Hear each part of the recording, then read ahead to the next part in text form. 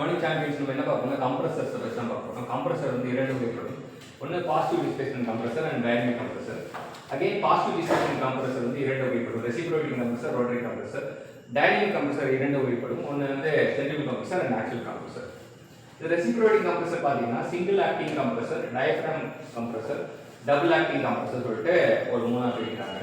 Rotary compressor பார்த்தீங்கன்னா lobe, rotary positive displacement compressor, lobe compressor, liquid ring compressor, screw compressor, scroll compressor, vane compressor சொல்லிட்டு பிரிக்கிறாங்க. Important terms in air compressor என்னெல்லாம் use பண்ணலாம்? First compression ratio or pressure ratio, அது R suffix P சொல்றாங்க, P2/P1. அடுத்தது compressor capacity, volume of air delivered by compressor, எவ்வளவு volume வந்து deliver பண்ணும் அப்படின்றத வந்து compressor capacity சொல்றாங்க. அதோட யூனிட் வந்து மீட்டர் கியூப் per minute.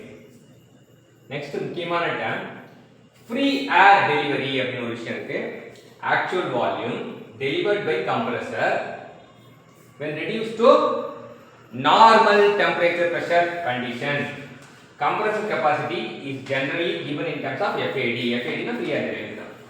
அடுத்தது mean effective pressure ratio of work done per cycle to the suction volume of the compressor, னா mean effective pressure சொல்றாங்க. அடுத்தது reciprocating compressor single acting பார்க்க போறோம். ideal compression process அப்படினா என்னன்னா isothermal process தான் ideal compression process. ஏன் isothermal தான் minimum work done can be obtained. நம்ம கம்ப்ரஸர்னா minimum work done தான் நம்ம எதிர்பார்க்கறோம். actual compression வந்து இங்க isentropic compression சொல்லலாம். So isothermal compression க்கு work done ஃபார்முலா வந்து P1V1 ln of P2/P1. அதே polytropic work done பாத்தீங்கன்னா n/n-1 P1V1 open the bracket P2/P1 n-1/n-1. இல்லாட்டி வேற மாதிரி எழுதுனா கூட n/n-1 mR T2 - T1 அப்படிங்கலாம். அதே isentropic வந்து n should be replaced by gamma, therefore gamma/gamma-1 P1V1 open the bracket P2/P1 whole power gamma-1 by gamma-1. இல்லாட்டி gamma/gamma-1 mR T2 - T1. இங்க படம் போட்டுருக்காங்க PV டயகிராம். உள்ள இருக்கிறது வந்து isothermal P = C, இந்த 2 dash 1 to 2 dash. அதே 1 to 2 dash வந்து it is a polytropic. அதிகமான வர்க் வந்து P per gamma = constant. So isentropic தான் அதிகமா வர்க் கன்சியூம் பண்ணும். அதை விட கம்மியா polytropic பண்ணும்.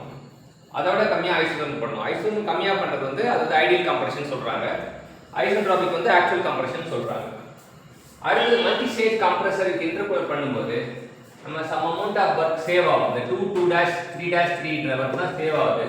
சோ ஃபர்ஸ்ட் வந்து 1 to 3 பண்ணாம 1 to 2 பண்ணிட்டு அப்புறம் 2 to 2 இன்டர்கூலிங் பண்ணிட்டு அப்புறம் என்ன பண்றாங்கன்னா இந்த 2 to 2 டபுள் டேஷ் பண்றாங்க அப்படின்னு தெரிஞ்சுக்கலாம்.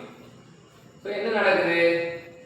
work done in complete intercooling of Z stage அப்படி பார்த்தீங்கன்னா Z into work required for each stage சொல்றாங்க. for two stage compression வந்து 2 into n/n-1 P1V1 P3/P1 n-1/2n. இங்க ரெண்டு வருதா, இங்க ரெண்டால வகுப்படுது. இங்க ரெண்டு பெருக்கல், இங்க ரெண்டு வகுத்தல் -1. பவர் இன்புட் பார்த்தீங்கன்னா work into n/60 வாட் போட்டா கிடைக்கும். clearance ratio அது 4 ல இருந்து 10% கிடைக்கும் நமக்கு. clearance volume by swept volume. Isentropic efficiency na isentropic work by actual work. The mechanical efficiency compressor ku indicator power மேல வரும், brake power கீழ வரும். இதே engine க்கு brake power by indicator power, இங்க indicator power by brake power. Volumetric efficiency volume of air sucked by swept volume, that is equal to 1 plus C minus C 1 plus C minus C open the bracket P2/P1 or 1/n. Key points என்ன ஞாபகம் வச்சுக்கணும்? For minimum work pressure ratio in each stage is same. So P2/P1 = P3/P2. So அதனால P2 square = P3/P1 வரும். That is equal to P2 = square root of P1/P3. இது ரொம்ப முக்கியமான விஷயம். So P2/P1 = P3/P2 = P3/P1 whole power half. அதுவும் மறக்கக்கூடாது. Advantage of இன்டர்கூலிங் என்னன்னா compressor work குறைக்கும், பிரஷர் ரேஷியோ per stage குறைக்கும், வால்யூமெட்ரிக் எஃபிஷியன்சி அதிகப்படுத்தும். இன்னைக்கு கம்ப்ரஸரோட இன்ட்ரோடக்ஷன் reciprocating compressor with தெரிஞ்சுக்கிட்டோம். Keep on practice, give the success. Thank you.